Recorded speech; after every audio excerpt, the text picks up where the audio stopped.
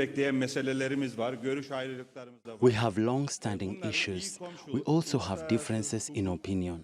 We want all these problems to be resolved on the basis of good neighborliness, international law, and respect for mutual rights and interests. For this, our dialogue must continue without interruption.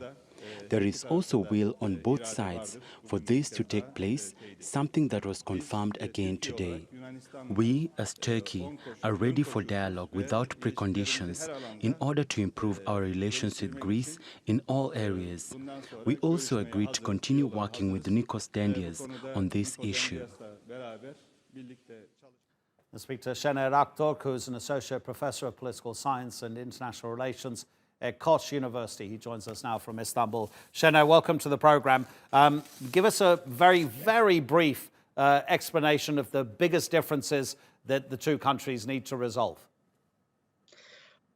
Let us not underestimate the positive significance of today's meeting, because this is the first time the Turkish foreign minister is visiting Greece in 5 years. And when you have two parties, such as Greece and Turkey, with numerous disagreements with legal, political, military, security, and economic dimension, it makes most sense to start the negotiation and cooperation in the field and in the areas where both parties are likely to reap the maximum benefit, and those are tourism and trade.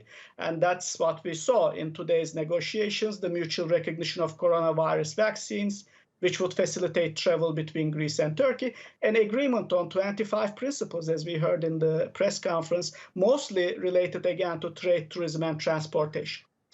This is a testimony to this pattern of increasing cooperation. But at the same time, as you mentioned, let us not overestimate what has been resolved, the positive significance, in the sense that maritime delimitation, the most serious issues, maritime delimitation, natural gas exploration, the Cyprus issue, demilitarization of the Eastern Aegean Islands, the Dodecanese, none of these issues are resolved, but it is not realistic to expect them to be resolved at this early stage of negotiations and cooperation. Yeah, I'm glad you mentioned the positive departure point that this trip by Mevlut Cavusoglu represents.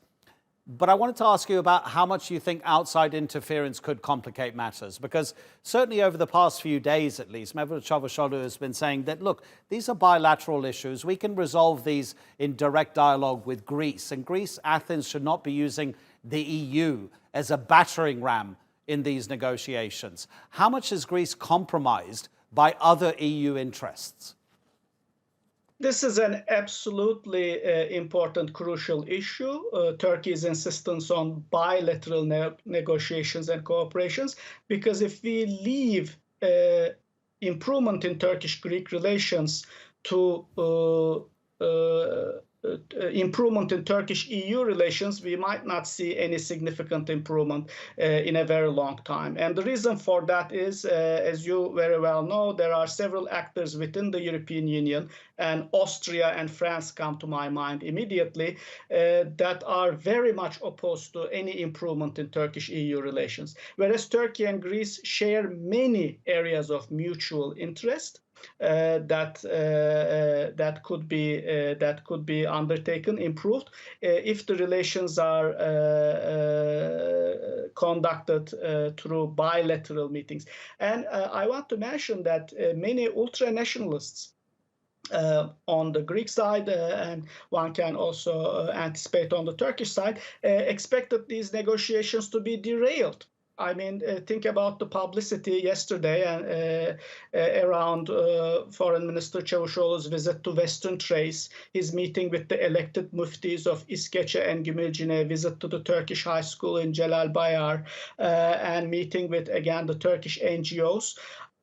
Despite, provocations and this different framing of these visits, we had a very amicable, cordial tone in the press conference, and the negotiations were not derailed against the background of much more kind of contentious and controversial, negotiations and press conference in Ankara in the previous round of Turkish-Greek cooperation. So in many ways, things could have gone much worse, but they didn't. So today's outcome, I think, is probably the best one could hope for at this stage of the negotiations and Turkish-Greek cooperation going forward. Yeah, Sener, you're talking about an incremental conversation. You've mentioned tourism and trade as an area where they can find cooperation more easily. What do you think the next step should be? What do you think they should possibly be looking at next in terms of building their relations?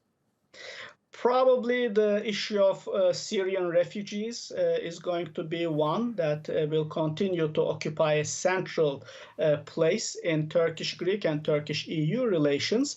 And then maritime delimitation and natural gas exploration, because obviously both Turkey and Greece have a overriding mutual interest in resolving this issue about the Eastern Mediterranean. And I think that these two issues might come up more and more in the next rounds of negotiations. And Cyprus is, of course, a multidimensional issue that also includes Britain and many other actors. So it's both part of Turkish-Greek relations, but it's also something that goes beyond Turkish-Greek relations that might also come up in future rounds of negotiations. Sener, thank you so much indeed for your time. Sener Akturk from Koc University.